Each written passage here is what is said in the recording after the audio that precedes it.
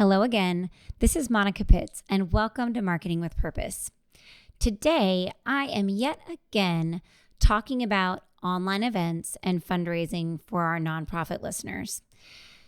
Now, really though, this podcast applies to anyone running an online event, but our examples are going to be focused on the nonprofit community. The challenge I'm trying to solve today is assisting you with selecting the correct online event sign-up software. And as I was thinking and making this checklist for listeners, I thought to myself, who better to ask than Stacy? Now, Stacy has been a May creator for about forever. I think it's been 10 years, and she's really my right-hand lady. She's the very first person that most people come into contact with when considering working with May Create. Her job is to help people plan their websites, and part of a lot of nonprofit websites is a robust online event sign-up solution. So in this podcast, I'll be interviewing Stacy to hear from her how she helps our new clients pick a great online event sign-up solution for their website, and also maybe interject a story or two myself. So let's get to it. Now, really quick, before Stacy takes us through her process, I just want to remind you to check out this episode's goodie bag because Katie has prepared a party favor just for you. She included links to the websites and services we talked about in this episode, and she'll have a checklist of the criteria that Stacy outlines for us. So hop on over to podcast.maycreate.com because your party favor awaits. Now, 2 more pieces of business.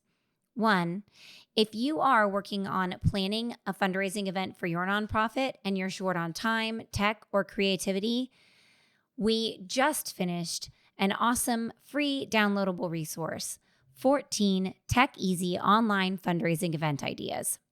We gathered ideas from nonprofits who are very successfully raising donations online and pooled their ideas together just for you with their success stories. So give it a glance and see if there's an event you can wrap your head around to put into action for your organization. And last but not least, Stacy and I are going to be talking about the criteria with which you use to select the right event sign-up solution for you. We are not going to discuss different event registration solutions, like the physical functionality. I actually covered that in our last podcast, Online Event Registration Solutions from Simple to Robust. So hop on back to the last episode if you want to know when you should use different types of registration solutions and how they actually work. Woo! So that is everything. Now, let's talk to Stacy.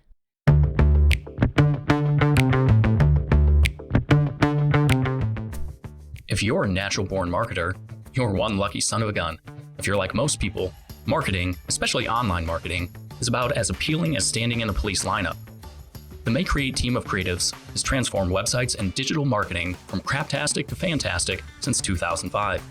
Our podcast, Marketing with Purpose, makes sense of marketing so you can make purposeful decisions instead of carrying on with the same old crap you've been doing. And now your host, Monica Pitts, founder of May Create, with another episode on how to make your marketing not suck. So with me today, I have the great and powerful Stacy Brockmeyer, planner extraordinaire. Hey guys and gals. So Stacy, when you begin talking to somebody about their event management software, and I'm going to call it a software, but I mean, let's define software for a second, right? For us, it's the functionality within a website that allows people to sign up for an event, right? Yeah, I love to use the term web application because it seems a little bit less like I'm going to install it on my computer and more like I'm going to click around on a website to use it. Web application. This is good terminology. I like this. So if I were going to have a web application that allowed people to sign up for events on my website, what's the first question that you would ask me? So I am a question asker. And so I'm going to ask 1 million questions. Clearly, the first one is going to be just to tell me about your events. And likely the nonprofits are going to tell me about, there are a few big events a year. And then many of them have a bunch of small events a year. And most of them have some sort of sign up, whether it's a free event or a paid event or just even an event that they need a head count on, just because they're going to have snacks. So I'm just going to ask them to tell me about their event. But then we're going to dig into each one of them because each one of them have nuances that these people are going to need to either fill out specific questions because it's going to be to order a table, or maybe it's a golf tournament and they're going to need to buy mulligans or have sponsorships or things like that. So really the big overarching first thing I'm going to ask is just to give me an overview of all of their events. And then we're going to break those down into, let's talk about each one of them and all the nuances and all the things that have to be collected for each one of those events. So, if I were planning it on my own, the first thing I would do is list out all the events that I'm going to have and then think through what is needed to sign up for each one of those events. Absolutely. And also remember to think through all the details that are maybe not just for the attendees, but are for sponsorships and things like that can make it easier for your office staff. Really make this a tool for your staff. I like to think about it like making it like an employee for your staff. Make your website an additional employee for yourself, not something that is harder for you to use. So, it's not just about how the attendees can sign up, but then how do we want to use that interface on the back end? So, tell me about the ways that my staff might be using this event management application. Yeah, so there's going to be a couple of different ways. One thing that I always like to think about, because typically it's a lot easier to think about the end result and then work backwards to get there. So in the end, what are you going to need from it? Is an Excel spreadsheet enough, or are you going to need to print tickets or name badges or things like that? So how are you going to need to get the data in the end? Because that's going to determine where you go from the beginning. And so oftentimes exporting the information that your people put in as an Excel spreadsheet is a great end product, because then you can use that spreadsheet to make all these other resources. But then there's things like payment. There are lots of things that your employees are going to need to be able to do in there. And so things that are going to make it really easy for them are, being able to update the questions on their own, being able to duplicate that form from year to year for that same event, and being able to change it or change pricing, things like that. I know that for some clients, they need to have an attendee list that multiple people can get to, that they can check off information from. Another thing that I think is really important is being able to see if a transaction actually cleared.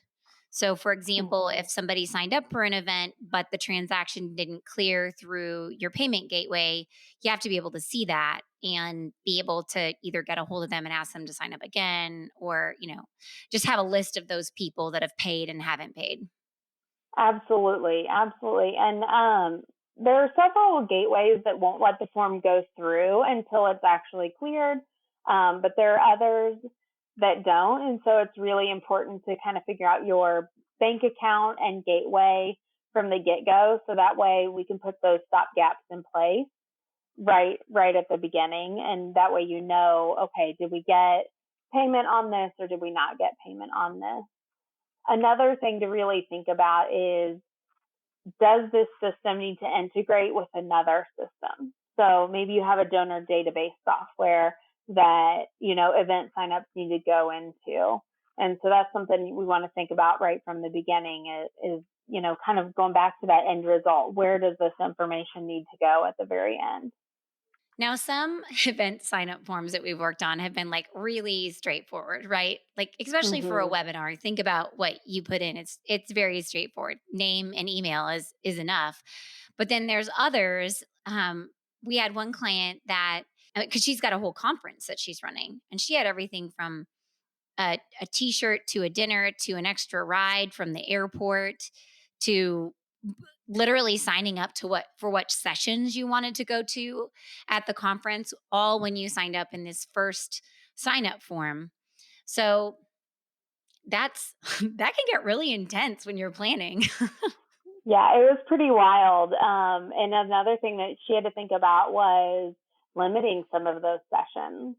And so, how many people can you actually have attend an event? If you're having a golf tournament, that's not an unlimited event. And eventually you have to cap that for attendees. And so, you definitely want to make sure that the functionality is there if you have events that have to be limited or that have certain functionality. And then too with payment, collecting payment, there's some events that we've had that have a discounted rate for like you sign up one person and then you get a discount on the second person. Hmm. Different types of things like you could just have a sponsorship where you might buy a table of 6. Hmm. Any advice on how to handle that? Yeah, so there are some really, really easy ways to do it, or you can make it even more complicated if you like. Some systems are as easy as just putting in, a formula saying, if this equals 6, it puts on a discount of 20%.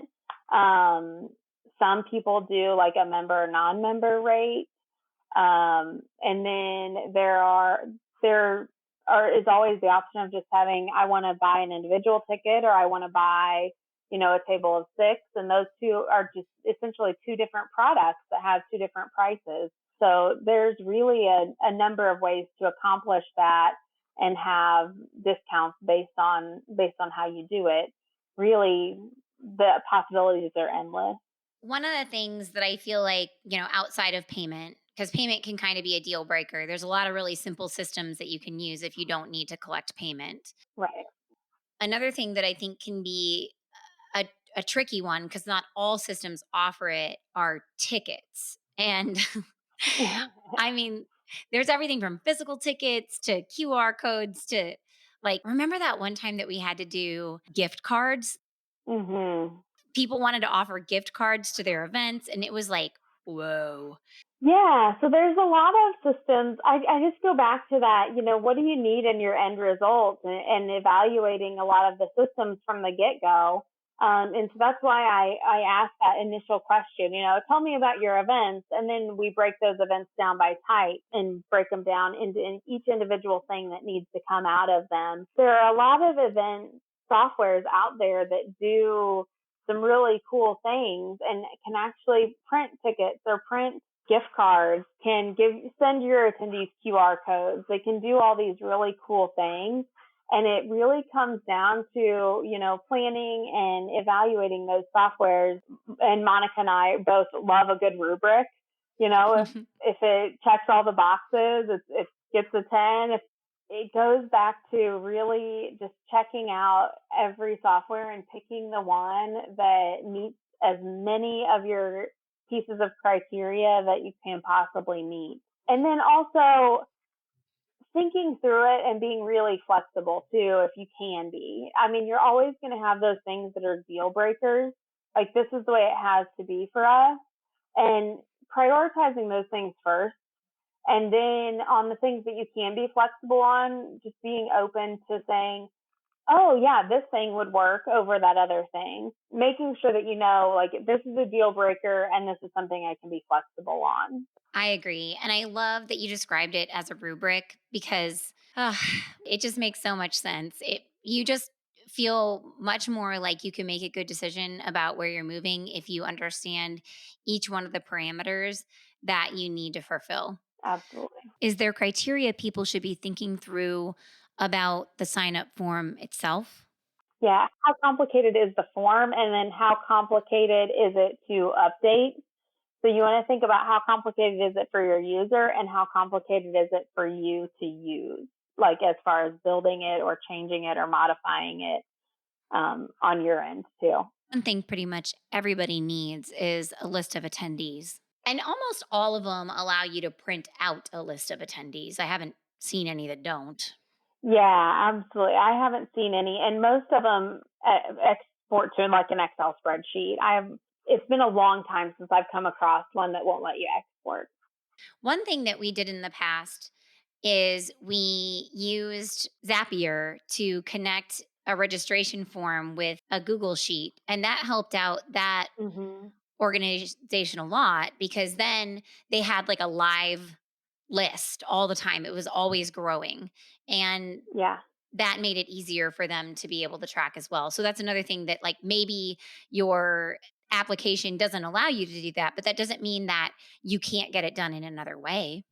Yeah, so there's lots of integration that can happen, and I was mentioning that, you might have a donor database.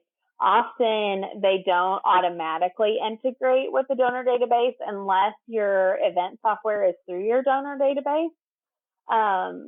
They don't automatically just go right into there. And so there are some, kind of like middle steps that you have to go through to integrate those, which is a great point that there are other integrations that can happen to make your life a little bit easier. And to piggyback on that, like you were saying earlier, with making your life easier and making sure that it works right for you, and then to be flexible, we've had some organizations that are like, you know what, we have to do this all through our website. And then when we sit down and really start to listen to what they want out of it, we're like, you know, actually, it makes more sense for you to just use your client relationship management system, your CRM, not recreate the wheel on your website because it offers everything for you. And then there's other times where we're like, well, your sign up form is so incredibly robust that it can't be handled through your CRM. And instead, you may have to do a little bit of manual back and forth to make it work. Right, right. There are some other things too with that, that I always try to recommend thinking through what should happen after they sign up. So whether it happens through that CRM or it doesn't happen through that CRM and it happens through another integration is, should it send them an email with, say you're having a webinar. Well, what you don't want to have to do is go back and manually send all those links. A lot of applications can connect to MailChimp and throw those people into a group, which can then automatically send out the link to your webinar once they've paid for it and they're an attendee. And so thinking through really how can this be as efficient as possible for you? Should it have an add to calendar button? How can we get people really engaged in it? Because I know for me, if it doesn't have an add to calendar button and I didn't get that link on the calendar and I have to go back and search for it, likely either I'm going to be 10 minutes late to the webinar or I'm just flat not going to make it. So, really thinking about how you can integrate those things is super important. I think too, that reminds me of the marketing aspect of the event. And there's some Absolutely. solutions that have tons of marketing, and then there's others that don't really have any. So, like, if you're going to put your event sign up on your website, you don't have that. You don't have all the marketing. You have to use what you've already established Hmm. throughout the rest of your marketing activities.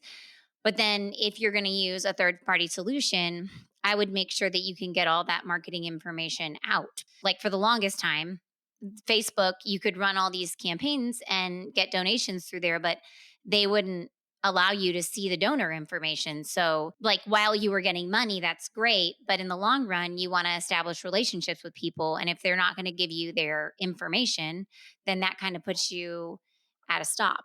Yeah, definitely. You want to make sure that you can get and give as much information as possible to your people. So get the information out of the system for yourself and give the information you need to through the system to the people that you need to give them. Now, did you tell me the other day that Facebook is now showing donor information? Is that true? It shows some donor information if you have it set up in a certain way. Now they still have option to opt out, but you can see sometimes their name and less often their email, but sometimes you still get their email if they put it in and give it to you. It's still hit or miss on the donor information on Facebook, but it is slightly better than it used to be. Other thing that I noticed is a lot of the third-party softwares are integrating now with text, which is a really powerful mechanism to reach out and talk to your donors. I was excited about that. It is a really, really powerful mechanism. The open rate on text messages is phenomenal. Nobody likes to see those little red dots on their phone. I mean, there's some people that don't mind them, but the majority don't like to see them.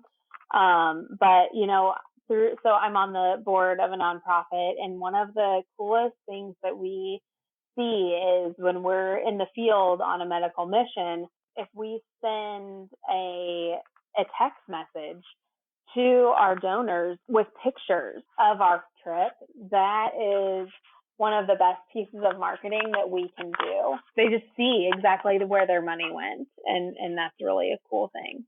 And for those of you guys that don't know, text is a little different. You can't just take a list of phone numbers and pop them into a text messaging service. People need to be subscribing to it. So if that's part of your marketing plan moving forward, then it might not be the worst decision to find a event registration application that allows you to send texts back and forth to get them used to that type of interaction with you. All right, so things to think through. Does it work with your payment processor? How complicated is your form? Are there add-ons to your registration? Like, do you have all kinds of different things, or is it just one simple thing that you're offering? Do you need to be able to print a list of your attendees? Do you need to limit the number of attendees? Do you need to allow people to buy tickets? I mean, how will you deliver your tickets? And then, do you need to market through the software? Also ask yourself how you want to interact with the system itself. Like, how is your staff going to use it? How is it going to solve a problem that they're having, be it saving time or developing relationships with your donors? Stacey, are there any parting thoughts that you want to leave people with today? Again, making sure that system meets your must-haves and being flexible on the things that you can be flexible on. And you'll find some really great systems that do things that you never even thought of out there. So there you have it. Didn't I tell you that she's the smartest? Thank you, Stacey, for all of your advice on selecting an awesome online event registration system. Now, if you're wondering what kinds of options are out there to allow people to register for your online events, hop on over to our previous podcast, Online Event Registration Solutions from Simple to Robust, where I go through different types of online registration solutions and explain when you should use each one and how they work. Now, before I let you go, I want to remind you to check out this episode's goodie bag because Katie has prepared a party favor just for you. She included links to the websites and services we talked about in this episode and formatted all of Stacey's tips in a nicely formatted blog post. So hop on over to podcast.maycreate.com because your party favor awaits. And if you are actually in the process of planning an online fundraising event for your organization and you're short on time, tech, or creativity, check out our new free offering, 14 tech-easy online fundraising event ideas. We gathered ideas from nonprofits who are doing an amazing job of raising donations online and pooled their ideas together with their success stories in an effort to inspire you and, just give it a glance and see if there's an event you can wrap your head around and put into action for your organization. If you enjoyed this episode or learned a thing or two, subscribe or give a quick review wherever you're listening. We'd love to hear from you. Once again, thank you for listening. This is Monica Pitts. Now go forth and market with purpose. Thanks again for listening to Marketing with Purpose. Head over to maycreate.com, MAYECREATE.com. Yeah, you heard me right, MAYECreate.com for podcast notes and more resources to grow your business. Don't let your marketing suck. Get your pride on, market with purpose.